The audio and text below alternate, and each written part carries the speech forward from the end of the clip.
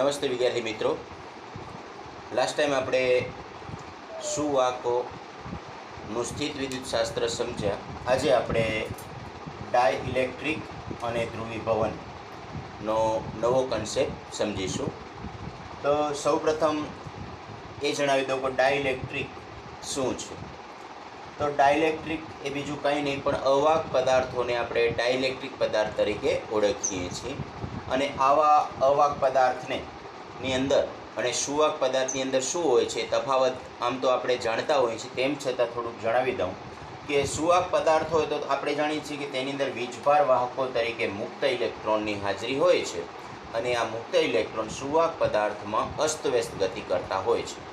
એટલે તેના કારણે કોઈ નેટ પ્રકારનો વિદ્યુત પ્રવાહનું નિર્માણ થતું નથી, પણ મુક્ત ઇલેક્ટ્રોનની હાજરી હોય ચોક્કસ છે. જ્યારે અવાહક પદાર્થમાં વીજભાર વાહકો તરીકે મુક્ત ઇલેક્ટ્રોન હોતા નથી, અથવા એમ કહી શકો કે સાવ અવગણ્ય સંખ્યામાં હોય છે. એટલે આપણે મુક્ત ઇલેક્ટ્રોનની ગેરહાજરી હોય છે એવું આપણે અવાહક પદાર્થમાં કહીએ છીએ. હવે આ તો બેઝિકલી ડિફરન્સ થઈ ગયો સુવાહક પદાર્થ અને અવાહક પદાર્થ. એનર્જી ગેપમાં પણ બંને વચ્ચે ડિફરન્સ હોય છે, જે આપણે પછીના ચેપ્ટરમાં આપણે જોઈશું. પણ હાલ પૂરતું આ ટોપિકને સંબંધ છે ત્યાં સુધી આપણે મુક્ત ઇલેક્ટ્રોન એટલે કે વીજભાર વાહકોની અહીં સુવાહક પદાર્થની અંદર હાજરી હોય છે અને અવાહક પદાર્થમાં હાજરી હોતી નથી. તેટલાથી કામ ચલાવીશું. હવે આપણે એ સમજીએ કે જો આવા સુવાહક કે અવાહક પદાર્થને આપણે બાહ્ય વિદ્યુત ક્ષેત્રમાં મૂકીએ તો શું થાય. ચલો સૌપ્રથમ આપણે સુવાહક પદાર્થને સમજીએ કે જો આપણે સુવાહક પદાર્થને બાહ્ય વિદ્યુત ક્ષેત્ર ધારો કે E0માં મૂકીએ તો શું થશે. તો ધારો કે આ પ્રકારનો એક સુવાહક પદાર્થ છે કે જેને આપણે બાહ્ય વિદ્યુત ક્ષેત્ર E0માં મૂકીએ છીએ. સમજીએ કે શું થાય છે. તો સુવાહકની અંદર આપણે જાણીએ છીએ કે આ દિશામાં વિદ્યુત ક્ષેત્ર છે, તો સુવાહકની અંદર શું થાય છે જોઈએ. આપણે E0નું વિદ્યુત ક્ષેત્ર આટલું છે, E0 આપણે આ દિશામાં છે. હવે અંદર શું થશે, મુક્ત ઇલેક્ટ્રોન પર વિરુદ્ધ દિશામાં બળ એટલે ક્ષેત્રની વિરુદ્ધ દિશામાં બળ લાગશે. અને આ ક્ષેત્રની વિરુદ્ધ દિશામાં બળ લાગવાના કારણે આ ધાતુ પદાર્થમાં રહેલા મુક્ત ઇલેક્ટ્રોન ક્ષેત્રની વિરુદ્ધ દિશામાં આવેલા મુક્ત છેડે આપણને જોવા મળશે. એટલે આ તરફ મુક્ત ઇલેક્ટ્રોન આવી જશે. હવે જ્યારે વિરુદ્ધ છેડે તેટલો જ ધન વિદ્યુતભાર ખુલ્લો થશે એમ આપણે કહી શકીએ છીએ. એટલે તેટલો જ ધન વિદ્યુતભાર આપણને ખુલ્લો થયેલો દેખાશે. આમ આ પ્લસની પ્લેટ અને આ માઇનસની પ્લેટ થશે. એટલે પ્લસ અને માઇનસ વચ્ચે આપણે જાણીએ છીએ તે પ્રમાણે એક પ્રકારનું ડાયપોલ રચાય.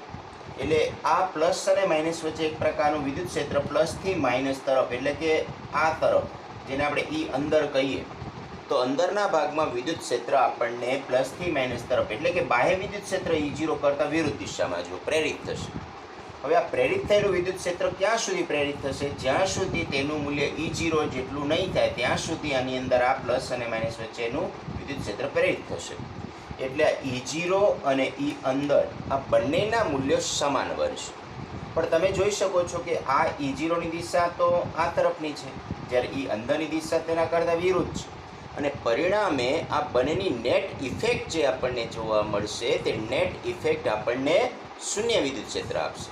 એટલે કે E0 પ્લસ અંદર બરાબર 0 એટલે નેટ આપણને શૂન્ય વિદ્યુત ક્ષેત્ર મળશે, જે સુવાહકની અંદર આપણને જોવા મળે છે.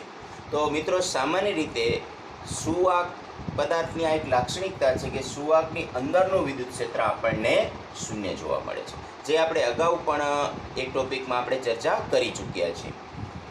હવે આપણે એ જોઈએ કે અવાહકમાં આવું શું થાય છે. ચલો હવે અવાહક પદાર્થ એટલે કે ડાયઇલેક્ટ્રિક પદાર્થ છે. ડાયઇલેક્ટ્રિક પદાર્થને જ્યારે બાહ્ય વિદ્યુત ક્ષેત્ર E0માં આપણે મૂકીએ છીએ તો E0 તો આ દિશામાં છે જ, આપણે જાણીએ છીએ. અંદરની આપણે ચર્ચા કરવા માગીએ છીએ તો અંદરની ચર્ચા કરીએ તો તે જ પ્રમાણે થશે કે ઇલેક્ટ્રોન મુક્ત ઇલેક્ટ્રોન આપણને જે અગાઉ હતું તે જ પ્રમાણે મુક્ત ઇલેક્ટ્રોન આપણને આ તરફ મુક્ત ઇલેક્ટ્રોન હશે નહીં પણ આની અંદર પ્રેરિત થશે. એ પ્રેરિત થવાનું કારણ આપણે પછી જોઈશું. આની અંદરના વિદ્યુત ક્ષેત્ર એ રીતે પ્રેરિત થશે કે જેથી તે અગાઉના વિદ્યુત ક્ષેત્ર કરતાં વિરુદ્ધ દિશામાં ઉત્પન્ન થાય. તો આ રીતે ઇલેક્ટ્રોન અહીંયા પ્લસ ધન વિદ્યુતભાર ખુલ્લો પડશે. પરંતુ અહીં તફાવત એ હશે કે આ ઈ અંદરનું મૂલ્ય જે છે તે E0ના મૂલ્ય કરતાં ખૂબ નાનું હશે. પરિણામે તે દિશા વિરુદ્ધ હશે ચોક્કસ છે, પણ મૂલ્ય ખૂબ નાનું હશે. પરિણામે E0 પ્લસ E અંદરનું મૂલ્ય શૂન્ય થશે નહીં. જે અગાઉ આપણે બીજું વાકમાં E નેટનું મૂલ્ય શૂન્ય સમજ્યા હતા, ત્યારે E નેટનું મૂલ્ય શૂન્ય નહીં થાય, એટલે E net is not equal to 0 થશે. હવે જો આ E net not equal to 0 થાય તો શું? તો વિદ્યુત ક્ષેત્ર વધે છે કે ઘટે છે? તો તમને ખ્યાલ છે કે E0ની દિશા છે અને E અંદરની દિશા છે, બંનેની દિશા વિરુદ્ધ હોવાના કારણે E નેટનું મૂલ્ય અંદરના ભાગમાં E નેટનું મૂલ્ય ઘટશે, એટલે અંદરના ભાગમાં E નેટનું મૂલ્ય ઘટે છે. તો મિત્રો આપણે અહીં એ વસ્તુ ચોક્કસ સમજ્યા કે જે બહારના ભાગમાં જે E0 હતું અને પછી અંદરના ભાગમાં જે E નેટ બન્યું, E નેટ જે છે તે E0 કરતાં નાનું હશે, એટલે E net is less than E0. મિત્રો આ ખૂબ સમજવા જેવું છે કે અવાહક પદાર્થની અંદર આપણે અવાહક પદાર્થને જ્યારે બાહ્ય વિદ્યુત ક્ષેત્રમાં મૂકીશું તો તેની અંદરનું વિદ્યુત ક્ષેત્ર જે છે મૂળ વિદ્યુત ક્ષેત્ર કરતાં ઘટી જાય છે. આ કન્સેપ્ટ ખૂબ મહત્ત્વનો છે, આપણે એનો ઉપયોગ પછી કરીશું, યાદ રાખશું. અત્યારે હવે આવું અંદરના ભાગમાં વિદ્યુત ક્ષેત્ર ઘટે છે.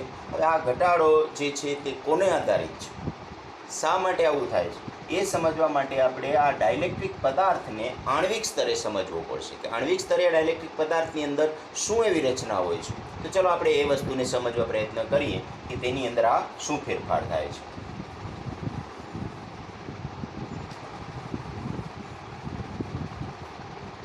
તો સૌપ્રથમ આપણે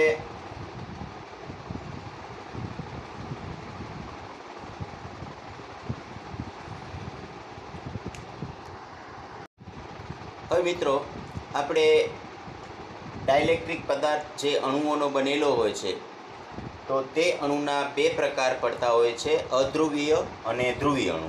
તો આપણે એ અધ્રુવીય અણુ અને ધ્રુવીય અણુને સમજવા પ્રયત્ન કરીએ, તેના પરથી આપણે ડાયલેક્ટ્રિક પદાર્થને વધારે સારી રીતે સમજી શકીશું. તો સૌપ્રથમ તો અધ્રુવીય અણુ કોને કહેવાય? હવે કેટલાક અણુઓ એવા હોય કે જેની અંદર ધન વિદ્યુતભારનું કેન્દ્ર અને ઋણ વિદ્યુતભારનું કેન્દ્ર એકબીજા પર સંપાત થયેલા હોય અને પરિણામે આ અણુ વિદ્યુત ડાયપોલ મોમેન્ટ ધરાવતો નથી, એટલે કે કાયમી વિદ્યુત ડાયપોલ મોમેન્ટ આ અણુ ધરાવતો નથી. એટલે આ જે અણુ છે એમની પાસે કાયમી વિદ્યુત ડાયપોલ મોમેન્ટ P જે છે એ 0 હોય છે. હવે જ્યારે ધ્રુવીય અણુમાં શું હોય છે, આના ઉદાહરણો છે H2O2 CO2 વગેરે. એટલે આવા પદાર્થના કેન્દ્રો ધન અને ઋણ વિદ્યુતભારના કેન્દ્રો એકબીજા પર સંપાત થયેલા હોય. દાખલા તરીકે તમને H2 ની વાત કરું તો આ H,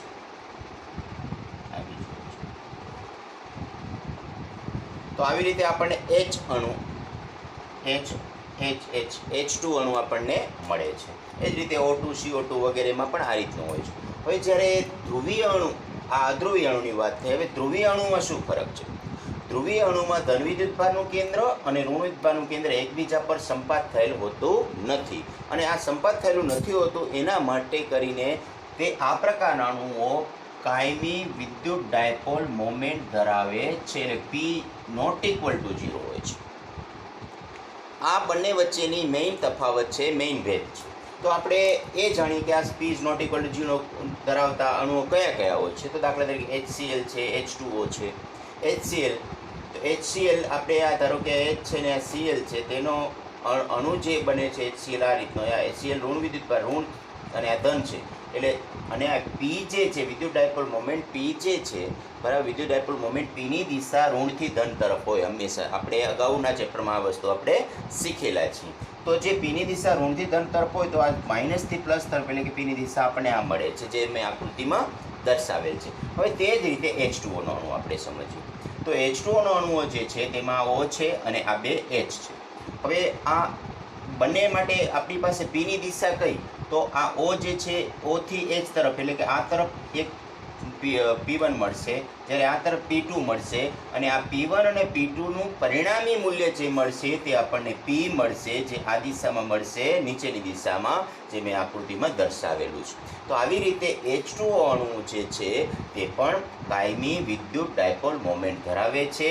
HCl અણુ પણ કાયમી વિદ્યુત ડાયપોલ મોમેન્ટ ધરાવે છે, જ્યારે H2, O2 અને CO2 જેવા અધ્રુવીય અણુ આવી રીતની કાયમી વિદ્યુત ડાયપોલ મોમેન્ટ ધરાવતા નથી. આ બંને વચ્ચેનો મુખ્ય ભેદ છે. હવે પ્રશ્ન એ છે કે જો આવા અણુને આપણે બાહ્ય વિદ્યુત ક્ષેત્રમાં મૂકીએ તો શું થાય? તો ચાલો એ પણ સમજીએ કે આ અધ્રુવીય અણુ હોય કે પછી ધ્રુવીય અણુ હોય, તેને બાહ્ય ક્ષેત્રમાં મૂકીશું તો શું ફરક પડશે? તો હવે મિત્રો આપણે અધ્રુવીય અને ધ્રુવીય અણુને બાહ્ય ક્ષેત્રમાં મૂકી જોઈએ છીએ, શું થાય છે. તો ધારો કે આપણે પહેલાં બાહ્ય ક્ષેત્રની ગેરહાજરી રાખી, એટલે કે E0 બરાબર 0 મૂક્યો છે. અધ્રુવીય અણુની વાત છે અત્યારે. અધ્રુવીય અણુને બાહ્ય ક્ષેત્રની ગેરહાજરીમાં આપણે મૂક્યો છે, તો ધન વિદ્યુતભારનું કેન્દ્ર અને ઋણ વિદ્યુતભારનું કેન્દ્ર એકબીજા પર સંપાત થયેલું હોય છે, તમે જોઈ શકો છો. હવે જો આમને આપણે બાહ્ય વિદ્યુત ક્ષેત્રમાં મૂકીશું, એટલે કે E0 is not equal to 0માં મૂકીશું, તો આ અણુઓ જે છે એની અંદર ડાયપોલ પ્રેરિત થશે અને ઋણ અને ધન વિદ્યુતભારના કેન્દ્રો એકબીજાથી વિરુદ્ધ દિશામાં ગોઠવાશે. અને આ જે છે તે આ રીતે ગોઠવાશે, જે બાહ્ય ક્ષેત્ર કરતાં વિરુદ્ધ દિશામાં આપણે હશે, એ અગાઉ સમજાવ્યું એ પ્રમાણે. તો માઇનસ અને પ્લસ આ રીતે ગોઠવાશે. અને હવે આપણે એ જોઈએ કે જો ધ્રુવીય અણુને આવી રીતે આપણે મૂકીશું તો શું થશે? તો સૌપ્રથમ ધ્રુવીય અણુને બાહ્ય ક્ષેત્રની ગેરહાજરીમાં મૂકીએ છીએ, એટલે E0 = 0 છે. તો તેના અણુઓ કાયમી વિદ્યુત ડાયપોલ મોમેન્ટ પહેલેથી જ ધરાવે છે, જે અહીં નહોતા ધરાવતા તે અહીં ધરાવે છે, આપ જોઈ શકો છો. તો આ માઇનસ અને પ્લસ તો ધરાવે જ છે, પણ ક્ષેત્રની હાજરી હવે આપણે એને આપીશું તો આ બાહ્ય ક્ષેત્રને સમાંતર ગોઠવાવા પ્રયત્ન કરશે. મેક્સિમમ પ્રયત્ન હશે કે બાહ્ય ક્ષેત્રને સમાંતર ગોઠવાય, પરંતુ 100% એ ગોઠવણી શક્ય નથી, કારણ કે તેના ઉપર તાપમાનની પણ અસર રહેલી હોય છે, જે આપણે 3/2 kBT બરાબર 1/mv² સૂત્ર અનુસાર પણ આપણે એને સમજી શકીએ છીએ. જોકે આપણે હવે અત્યારે આ અધ્રુવીય અણુ જે છે તેના ઉપર આપણે થોડુંક વધુ ધ્યાન કેન્દ્રિત કરીએ. તો આ જે અણુ જે છે અધ્રુવીય અણુ, તેનું ધન વિદ્યુતભાર કેન્દ્ર ઋણ વિદ્યુતભાર કેન્દ્ર એકબીજા પર સંપાત થયેલા, તેના પર જ્યારે ક્ષેત્ર લગાડ્યું ત્યારે તમે જો બાહ્ય ક્ષેત્રને એકદમ સમાંતર આપણે આ ગોઠવાઈ જાય છે. હવે આવા જ્યારે સમાંતર ગોઠવાઈ જાય છે ત્યારે આપણને તેની અંદરની વધારે પડતી રચનામાં આપણને વધારે રસ છે. તો આપણે તેને પણ સમજીએ, તેની અંદર શું થાય છે. આપણે ટોપિક જો ડાયલેક્ટ્રિક અને ધ્રુવીભવન, આ ધ્રુવીભવન શું થાય છે, કેવી રીતે ધ્રુવીભવન થાય છે, કેવી રીતે ધ્રુવીભૂત થાય છે અણુ, આખો પદાર્થ, એને પણ આપણે સમજીશું. આ ધ્રુવીભવન જે છે ને તે આપણે બે પરસ્પર વિરોધી બાબતો પર આધારિત છે. દાખલા તરીકે સ્થિતિ ઉર્જા એ આપણને ક્ષેત્રની વિરુદ્ધ દિશામાં ગોઠવવા પ્રયત્ન કરશે, અને ઉષ્મીય ઉર્જા છે આપણે સ્થિતિ ઉર્જા આપણે આ રીતે પ્રયત્ન કરશે કે પ્રેરિત ડાયપોલ જે છે તે ક્ષેત્રની દિશામાં ગોઠવાય, અને ઉષ્મીય ઉર્જા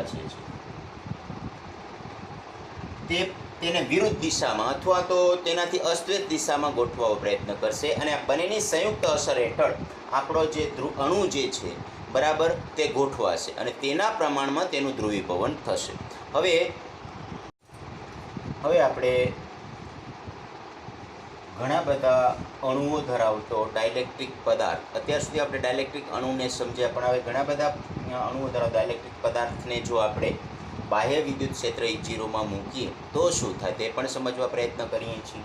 તો આપણે હમણાં સમજ્યા એ પ્રમાણે તે વિદ્યુત ક્ષેત્રને સમાંતર ગોઠવવા અણુ પ્રયત્ન કરે છે. તો ધારો કે આપણી પાસે આ દિશામાં બાહ્ય ક્ષેત્ર છે, તો તેને સમાંતર ગોઠવાશે અણુ, એટલે તમે જોઈ શકો છો કે આ અણુ બધા તેને સમાંતર ગોઠવાયેલા છે, અને તેની અંદરનું જે ડાયપોલ પ્રેરિત થશે તે એ રીતે પ્રેરિત થશે કે માઇનસ અને પ્લસ ક્ષેત્રની વિરુદ્ધ દિશામાં, એટલે ઋણ વિદ્યુતભાર અને ક્ષેત્રની દિશામાં પ્લસ વિદ્યુતભાર, એટલે દરેક અણુ પર માઇનસ પ્લસ આ રીતે ગોઠવાશે. અહીં ખાસ એક વસ્તુની આપણે એ જ ધ્યાન રાખીશું કે આ પ્લસ અને માઇનસ, આ દરેક પ્લસ અને માઇનસ એકબીજાની જે નજીકમાં છે તે એકબીજાની અસર નાબૂદ કરશે. એટલે આ જે વચ્ચેનો ભાગ જે દેખાય છે બે ત્રુટક લાઇનની વચ્ચેના વિસ્તારમાં, જાણે કે આપણે એમ કહી શકીએ છીએ કે કોઈ પણ પ્રકારનું વિદ્યુત ક્ષેત્ર નથી, એટલે કે જાણે કે વિદ્યુત ક્ષેત્રની અસર નાબૂદ થઈ ગઈ છે પ્લસ માઇનસના કારણે. પરંતુ આ છેડા પારનો ભાગ જે છે ઋણ વિદ્યુતભારની પ્લેટ જેવું દેખાય છે, અને આ તરફનો ભાગ છે તે ધન વિદ્યુતભારની પ્લેટ જેવું દેખાય છે. આ ધન વિદ્યુતભારની પ્લેટ અને આખી ઋણ વિદ્યુતભારની પ્લેટ, આ ધન અને ઋણ વિદ્યુતભારની પ્લેટ એકબીજાથી એક ચોક્કસ અંતરે રહેલા છે. ધારો કે આ અંતર જે છે L જેટલું અંતર છે આપણે ધારીએ છીએ આપણે સમજવા માટે.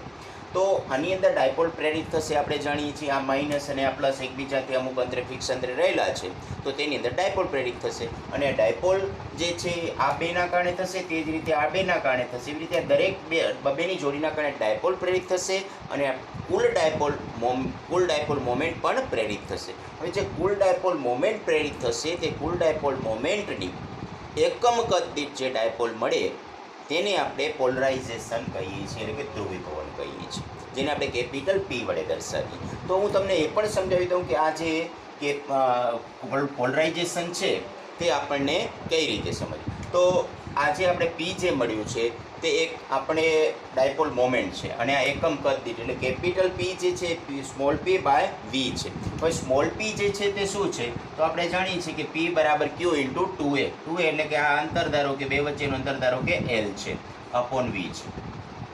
હવે Q બરાબર આપણે જે સમજીએ છીએ અથવા જાણીએ છીએ તે અનુસાર Q બરાબર આપણે શું લખી શકીશું, sigma into A into L upon V.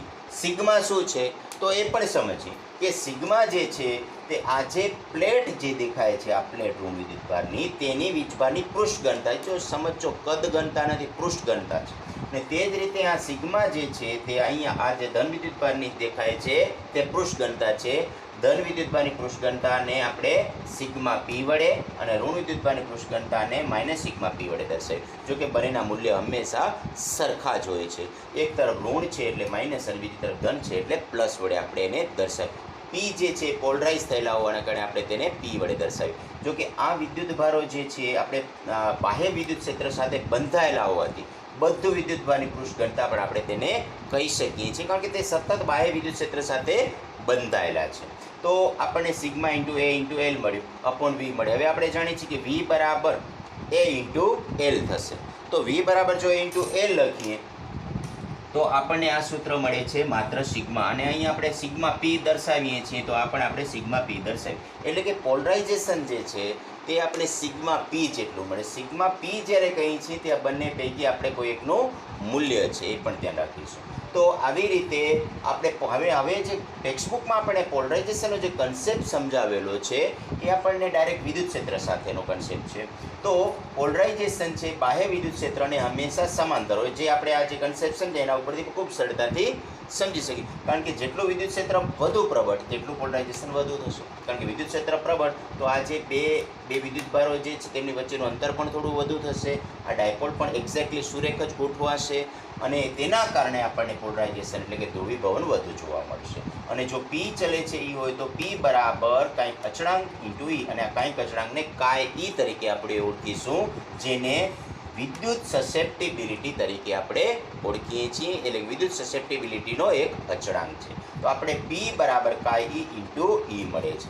આવી રીતે આપણે જે ડાયલેક્ટ્રિક પદાર્થ છે તેને આપણે ધ્રુવીભૂત કરી શકીએ છીએ. તમે જોજો ધ્રુવીભૂત થઈ ગયું, આ માઇનસ ને આ પ્લસ આખી પ્લેટ થઈ ગઈ. એટલે આ રીતે આપણો ડાયલેક્ટ્રિક પદાર્થનું પોલરાઇઝેશન થઈ ગયું છે, એટલે કે એના પોલ છૂટા પડ્યા છે, તેથી આપણે તેને ઘટનાને પોલરાઇઝેશન કહીએ છીએ. ધ્રુવો છૂટા પડ્યા છે તેથી તેવા ઘટનાને આપણે ગુજરાતીમાં ધ્રુવીભવન કહીએ છીએ.